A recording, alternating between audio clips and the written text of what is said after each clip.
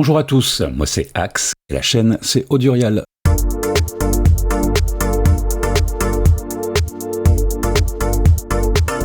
Second épisode de notre nouvelle série Un jour, une fonction. Dans cette série, on s'arrête sur une fonctionnalité précise de nos MPC que l'on voit dans le détail. Pour ce second épisode, on va parler des 16 suiveurs d'enveloppe dispo depuis la version 3 du micro logiciel embarqué. Vous êtes prêts ?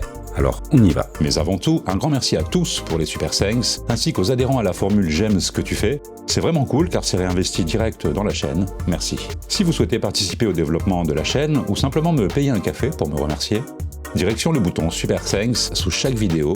J'avoue, franchement, ça motive. Dans ce track, on entend un effet de sidechain sur les accords de pad. C'est initialement réalisé avec le greffon Mover Ducker, un très bon greffon, mais qui nécessite 2 emplacements dans les inserts à la source, le kick ici, et la destination, les pads donc. On va maintenant reproduire cet effet mais avec encore plus de possibilités de réglage via un suiveur d'enveloppe. Vous allez voir, c'est non seulement hyper simple, mais aussi hyper pratique. On enfonce Q-Link et l'on touche Q-Link Edit, puis on ouvre l'onglet Envelope Follower/LFO. Mode est automatiquement passé en Project. Contrôle permet de sélectionner l'un des 16 suiveurs d'enveloppe. Source pour choisir le déclencheur du suiveur. Ici, on sélectionne le kick. Donc track, drum, pad, bank A01, le pad qui contient mon kick. Ensuite, on passe à la destination, plus, track, la piste de destination, puis le paramètre désiré, mixeur et volume. Le champ pré-insert post-fader règle où l'enveloppe est appliquée, avant les inserts ou après la tirette de volume. Pour obtenir l'effet escompté, on inverse la courbe avec le bouton flip. Ensuite, on fait nos petits réglages. Au passage, l'enveloppe est un poil galère à régler via l'écran, alors on touche la flèche droite, ce qui révèle les 2 rotatifs attaque et décroissance que l'on module avec la molette.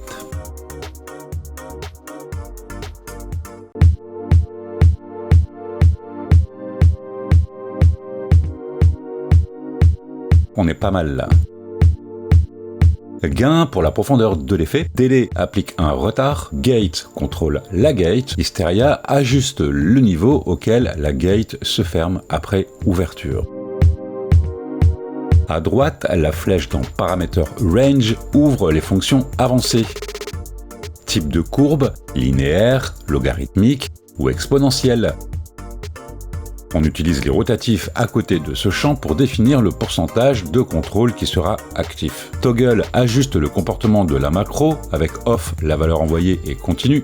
En mode bascule toggle, la valeur passe de la minimale à la maximale fixée en contrôle input et trigger max envoie une valeur maximale dès que l'on déplace le contrôle. Le truc vraiment cool, c'est que l'on peut créer des macros, genre une enveloppe contrôle plusieurs paramètres en même temps.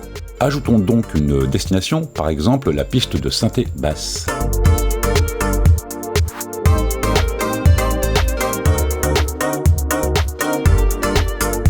On inverse la courbe et l'on règle le premier rotatif sur 0 dB ou le volume max de la tirette du mixeur. Quand on imagine que tous les paramètres ou presque sont dispo en source comme en destination, insert, send, mixeur, paramètres de synthèse, eh bien c'est un océan immense de possibilités qui s'offre à nous. Par exemple, pour les voix, on peut imaginer que la voix contrôle le temps de décroissance d'une reverb, ce qui donnera des paroles plus intelligibles, sans trop casser l'espace créé avec la reverb.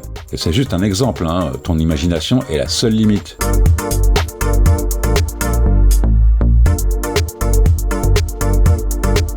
Bref, si vous êtes resté jusqu'ici, mettez House Music en commentaire. Voilà mes gros chats, on a fait le tour de ce second épisode de Un jour, une fonction. Comme d'habitude, j'espère que vous avez passé un bon moment et que vous avez appris 2-3 trucs.